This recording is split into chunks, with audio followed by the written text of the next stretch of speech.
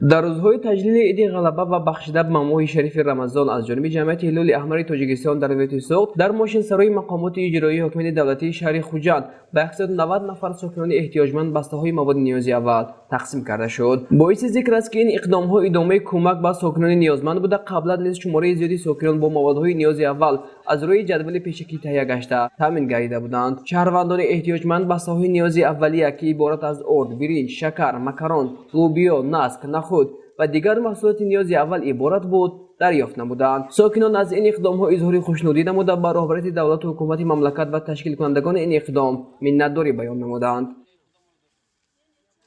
تبریک کاتب اجرایی بخش جمعیت هلال احمر تاجیکستان در ولایت سوخت پرویز جبارزاده اطلاع داد دستگیری اهالی نیازمند ادامه تدبیرهای بشردوستی بوده آن در دایره ماهواره هلال احمر عملی گشته ایستاده است.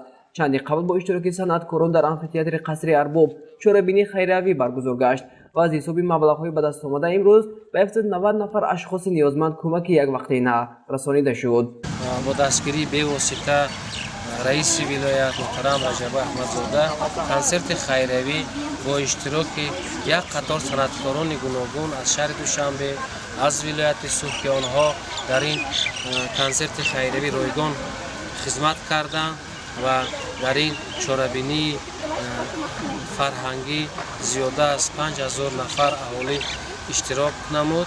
از مبلغ‌های به دست آمده این چوره‌بینی خیریوی هلال احمر تاجیکستان امروز با 190 نفر شهروندانی که در بالا من قید کرده گذاشتم کاتگوری‌های گوناگون مواد یک وقته یعنی با مواد روزکاری خریداری کرده و آنها طبق رویخط و جدول پیشنهاد کرده مقامات اجرایی حاکمیت دولتی در شهر خوجند در ماشین سرای حکومت شهر تقسیم کرده شد. در این روز همچنین در باغ به نام کمال خوجندی شهر از جانب جمعیت بخشیده به ماه شریف رمضان چوره‌بینی برگزار گشت. کاتب اجرایی بخش جمعیت هلال احمر تاجیکستان در ولایت سوخت پرویز جبارزاده از ضمن چوره‌بینی سخنرانی نموده راجع به تاریخ این صنعت، تاریخ و تشکل جمعیت هلال احمر تاجیکستان و اقدام‌های انجام داده آن جهت دستگیری قشرهای نیازمند جامعه اطلاع داد.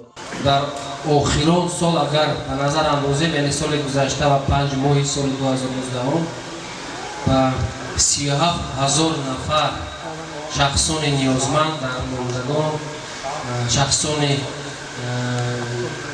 معیوب و زنهای یکا و تنها از جمعیت هلال احمر تاجیکستان در یک جایگی با شریکان رشد آن کمک بی‌غرضانه یعنی در مواد خوراکه و غیر خوراکه زیاده از 137 میلیون سامانی دستگیری یک وقته قبول کرده است. از جانب ولنتیران جمعیت دایر به پیدایش و تاریخ جمعیت ورقه‌های اطلاعاتی به اهالی تقسیم کرده شد. صنعتکاران با سرودهای خویش طبیعی حاضری را بریده نمودند. باعث ذکر است که همسال 8 می همچون روزی عمومی جهانی صلیب سرخ و هلال احمر تجلیل کرده می شود. این سنه بخشیده به زاد روزی از گذاری حرکتی بین‌المللی صلیب سرخ و هلال احمر انریدیونان قید می گردد. رستم بک احمدov برای برنامه اطلاعاتی نگاهی دیار.